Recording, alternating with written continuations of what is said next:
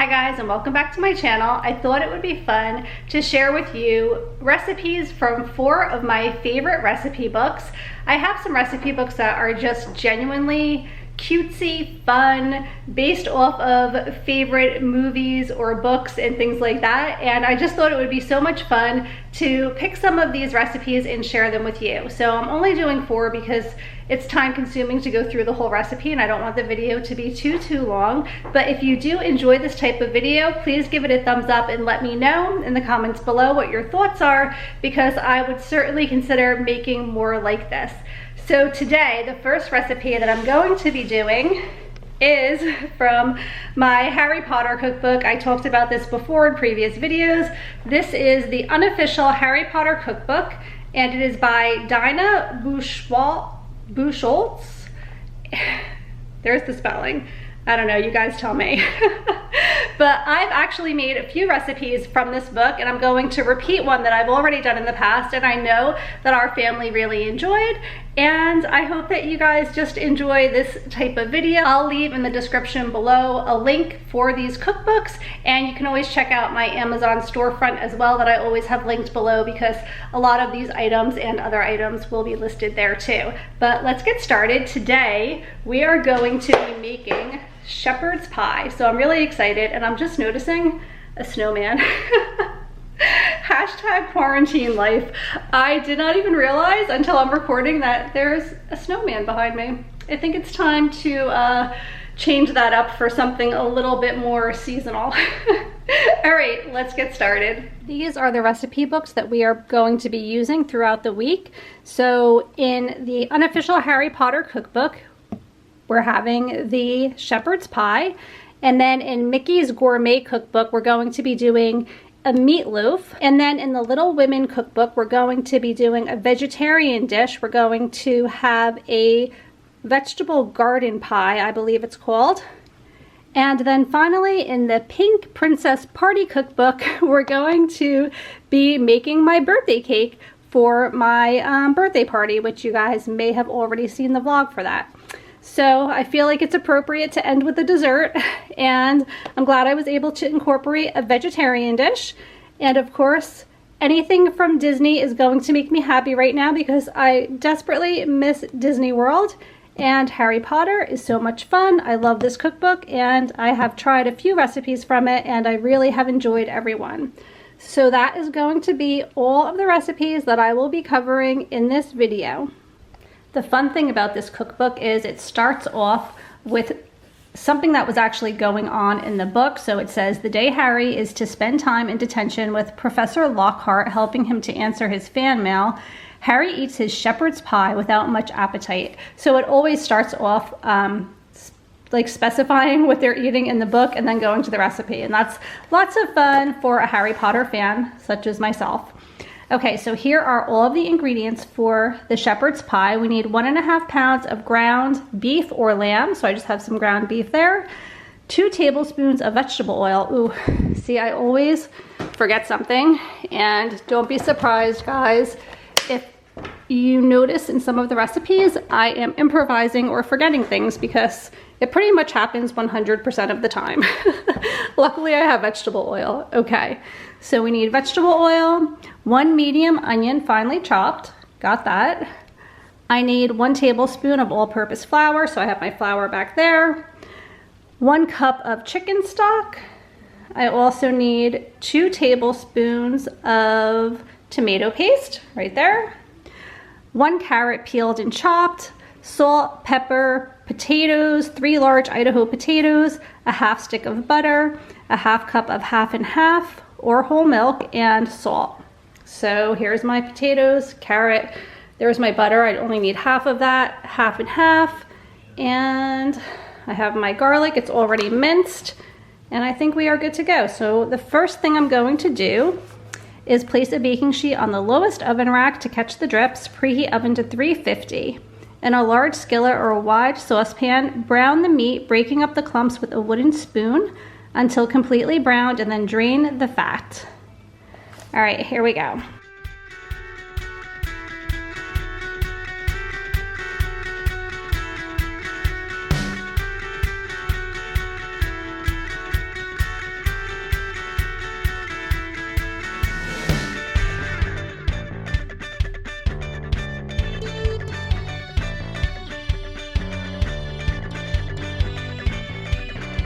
and I am cooking the meat.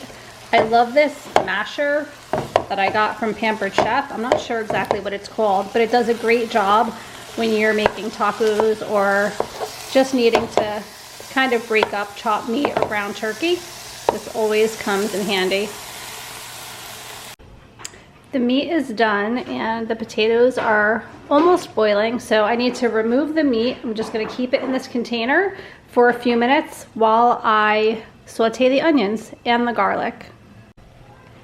The instructions say once you remove the meat to wipe the pan down with a paper towel, I guess to remove any grease, and then you're going to put your, I believe it's 2 tablespoons of oil, and I just kind of guesstimate. So here's my vegetable oil. I'm going to put approximately 2 tablespoons, and we're going to saute the onions first, and then we're going to add the garlic.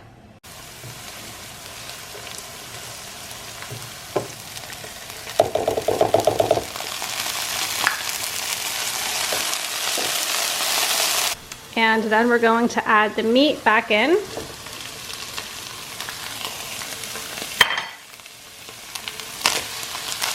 And just mix it all up with the garlic and the onion.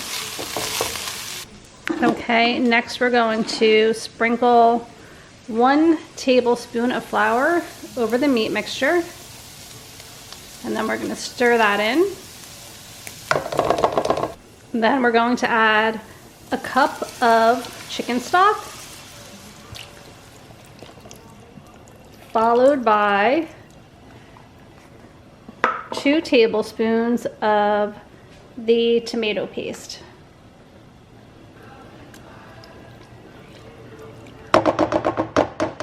Then we're going to add the carrots as well. And we're gonna let that come to a simmer until it is fully cooked and the carrots are nice and soft. The potatoes are going to boil for 25 minutes and then we'll make the mashed potatoes. We're gonna let this simmer until the carrots get nice and soft, and then you're going to need a 9-inch baking pan, something that you typically would bake maybe a pie or a cake in. And we're going to layer it in here. If you guys follow me on Instagram, you probably have already seen this. I posted a picture. I think it was last week. I had made this exact same recipe and it came out really good. Don't forget to add your salt and pepper. That's what I forgot the last time that I made this, so I'm gonna do that now. But remember, during this time, while this is simmering, to add your salt and pepper. Next, you're going to put the meat mixture in the pan, and then we're gonna make our mashed potatoes and put those on top. The hardest thing is getting the carrots to soften, so I would recommend slicing them rather thin because you start to really overcook the meat after a while. And I personally don't like the carrots to be crunchy. I like them to be a little bit soft in the shepherd's pie. I just drained the potatoes, so now we're going to put in the butter and the milk, and then we're going to mash it all up. What? I just made a mess. Okay. This is what happens when you try to film and cook at the same time. I added some salt and pepper. I'm just gonna mash this all up, and then we're going to put it on the top of the meat mixture. Okay, I just plopped it on there, and now I'm gonna smooth it out. There's a couple of different ways you can do this. I like to just run a fork along the top to kind of make crisscrosses, but you can also pipe out the mixture from a piping bag if you want to make it fancy. There's lots of different ways that you can do it, but this is my technique and it looks good enough without making more dishes. Okay, so I smoothed it out, and now I'm just gonna run a fork across the top just to make stripes going along. And I'll do it in both directions. And again, you can really take your time with this and make it as fancy as you would like, but I have a hungry family waiting. And whenever you film things, dinner just takes quite a bit longer than it normally would. Okay, and now we'll go the opposite direction. Hello, Master Chef with Jennifer. Hello. How was penny boarding? Good. Good. Are you ready for some shepherd's pie from my Harry Potter cookbook? Nah. No. Madison is a very, very picky eater. Okay, there we go. So now we're gonna put it in the oven for 45 minutes. Wow. Yeah. 45 minutes. It's longer than I originally thought it was, and you can see I put the pan underneath there too to catch any drippings in case it does drip over. All right, 45 minutes. Okay, the 45-minute timer just went off. And it looks yummy. It did not boil over. It didn't last time either. I don't know if the pan is really necessary underneath. I haven't had any issues. Doesn't that look good? Just gonna let it sit for a few minutes and then we're gonna scoop it out and have it for dinner tonight. Okay, let's scoop it out and see how it looks. And there is our shepherd's pie. Okay, so tonight we're going to be making a recipe out of Mickey's Gourmet Cookbook. I purchased this in Disney World a really long time ago and I love the recipes in here and it's just so cute and it reminds me of Disney, which I am very much missing right now. And we're going to turn to page 197 and I'm going to be making the meatloaf from Chef Mickey's Village Restaurant. Okay, so I have all of my ingredients out. We're going to be needing 2 pounds of ground beef and 1 pound of ground pork. That's already in the bowl, as well as an onion. It says to dice up the onion, but I prefer to grate it, so that's what I'm doing. And then we need 2 cups of breadcrumbs right there, 2/3 cups of cold water. I have that right there. I need an 1/8 teaspoon of thyme and a 1/4 cup of parsley chopped. I believe they prefer that you use fresh parsley, but I don't have it, so I'm using what I have on hand. 1 whole egg, a teaspoon of Worcestershire sauce, and a teaspoon of salt.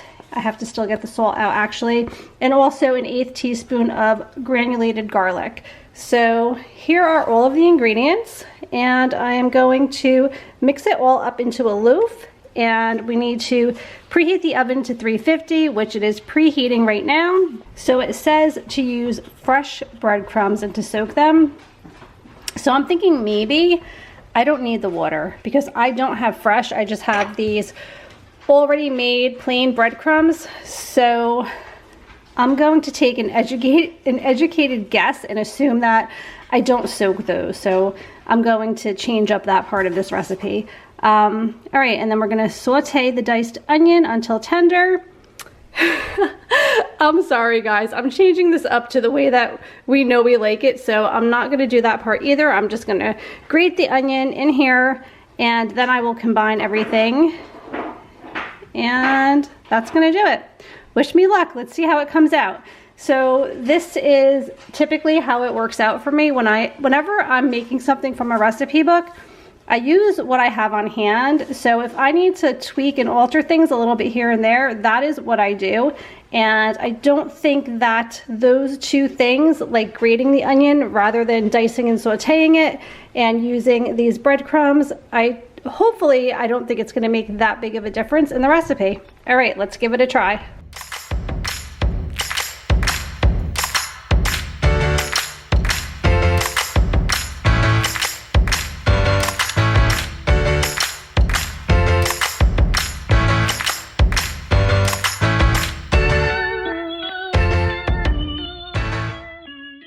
I just put it into a meatloaf pan. I don't know if you guys have ever seen these, but it has the dish that comes out so that the fat can drain at the bottom. See all those little holes at the bottom?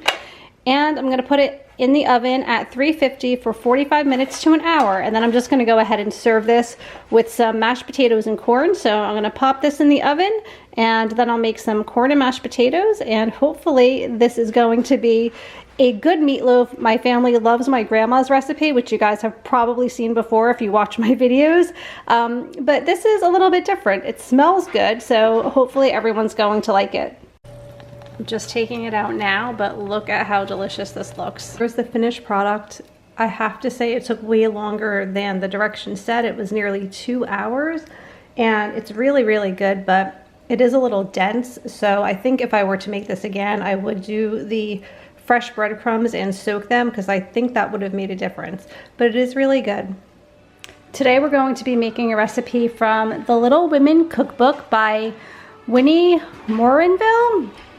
This is a really cute cookbook that I received from a friend of mine as a birthday gift, and we're going to be making the garden pot pie, which looks really yummy.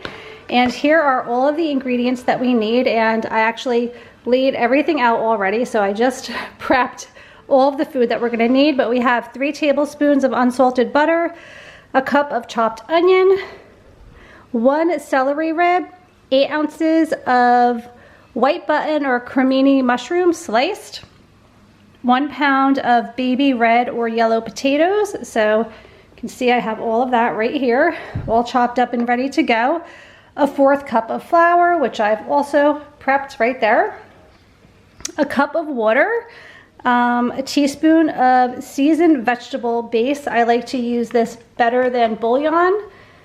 That always seems to work out well. And then I need a cup of milk, 2 cups of frozen peas and carrots thawed. So I took those out about an hour ago.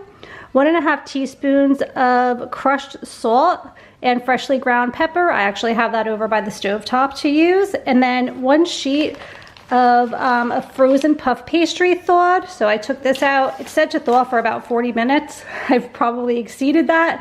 Hopefully it'll still be okay. In case you're wondering, this is the puff pastry sheet that I used. And I do believe that Pillsbury has some as well. And then 1 large egg whisked with 1 tablespoon of water. And I've already done that right there. Alrighty, so the first thing we're going to do is preheat the oven to 400 degrees, and then in a large skillet, we're going to melt the butter and add the onion and celery.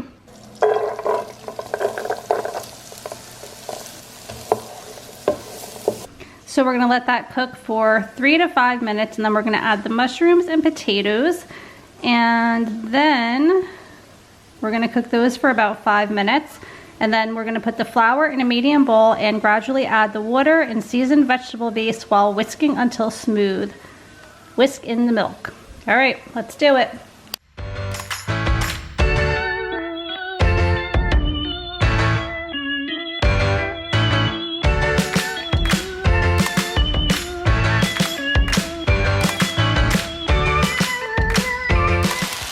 So it looks like the mushrooms are just about evaporated. There's not really much juice left in here, starting to stick to the pan, so I think we're ready for the flour mixture. Now we're gonna gradually add the water and the seasoned vegetable base. So I'm just gonna go ahead and whisk it all up.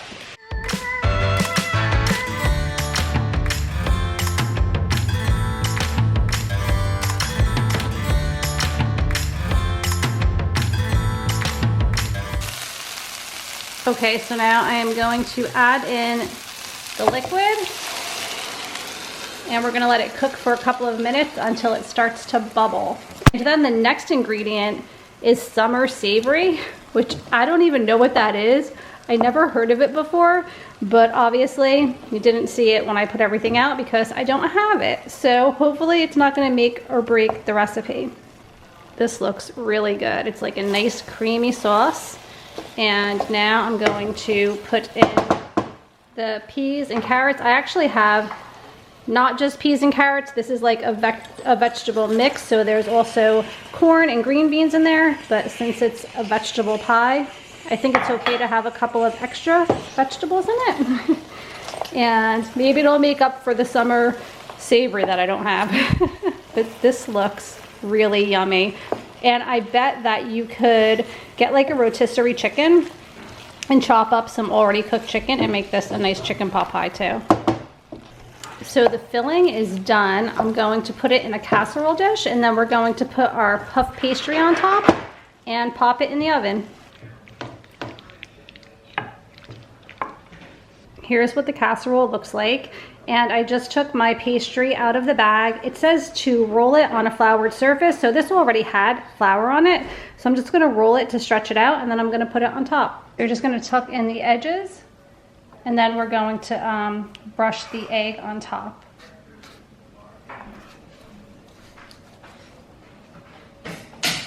The oven's preheated to 400 degrees, and now we're just gonna put it in for about 20 to 30 minutes. If you use a smaller casserole dish, you might want to put like a pan underneath it so it doesn't bubble over, but I used a rather large one, so I think we're good. It's so much fun to experiment with recipes and cookbooks, and it's something I don't often do, so I'm glad that I had the idea to share this video with you guys because it's getting me to use some cookbooks. Of course, I was really excited to use my Little Women cookbook because I just recently received it as a gift, and my Harry Potter cookbook I just recently purchased as well, so it's always fun to play around with different recipes. I just took it out of the oven and it looks really good. I ended up cooking it for about 25 minutes and you can see it's bubbling, so it's definitely done. Now I'm gonna let it sit for about 10 minutes before I serve it. I've let it sit for about 10 minutes, so now we're gonna break into it and see how it is. It looks really good. Get some of the it's steaming up here. Get some of the vegetables inside. And I actually just flipped it so I could see the inside, but you have the puff pastry on the other side of that. And so here is what it looks like when you take it out and put it on the plate, the right side up. And it is really delicious. I think you guys are really gonna enjoy this one. So this is the recipe that they're making for my birthday, the Pink Princess Crown Cake. And here are all of the ingredients. You need cooking spray, butter, sugar, eggs, vanilla extract, strawberry extract, pink paste food coloring, 2 teaspoons of baking powder, which Jim actually just ran back out to get because we thought we had it, but we didn't. Salt, flour, and milk. And then for the buttercream frosting, you need butter and powdered sugar, milk or half and half, vanilla extract, and pink paste food coloring, and then assorted candies, which I'm just going to be using sprinkles. All right, so I'm gonna let the kids take it from here because they're the ones making the cake, and I am gonna go take the dogs for a walk. Okay, everybody. This looks like bomb right now. So I'm hoping it looks better, but we mixed the butter with some sugar. And while we were mixing that, we added 2 eggs and then vanilla extract, strawberry extract, and pink food coloring. And it didn't look like this, but it's been sitting for a while because we were making this, which is right now just flour and salt, and we're waiting for the baking powder. And then we're gonna mix these bowls together, and that is the cake mix with milk. We're mixing them together with milk, and that will be the cake mix. And yeah. Ew. Anyway, everyone, here's what's going on. I'll give you guys an update. Dad has said, I don't know how to focus the camera. This is how you know I wasn't made for the vlogging life. He's going to his 3rd store and he's gonna be a while. The more that this sits, the grosser it's looking. We keep mixing it, but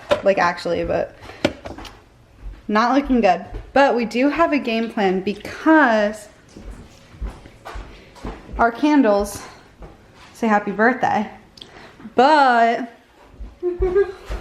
we don't have much room because we're putting the tiara on top of the cake and Mom only wants 1 layer. So what we decided to do is we're gonna try and do cake and then a couple cupcakes on top, and we'll put them together kind of like pull apart cupcakes, like we'll ice them all together. We'll put the tiara and then we'll put the happy birthday candles here. Mom, if you see this and don't want to put it in the vlog, I'll only be a little bit offended, but I'm just very bored. Hi.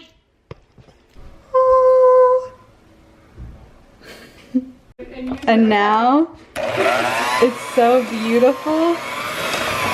It's so beautiful. We mixed together both bowls.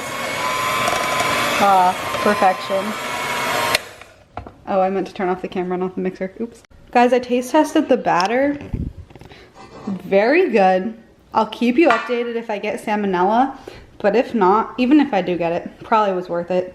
This is some 5-star cake right here.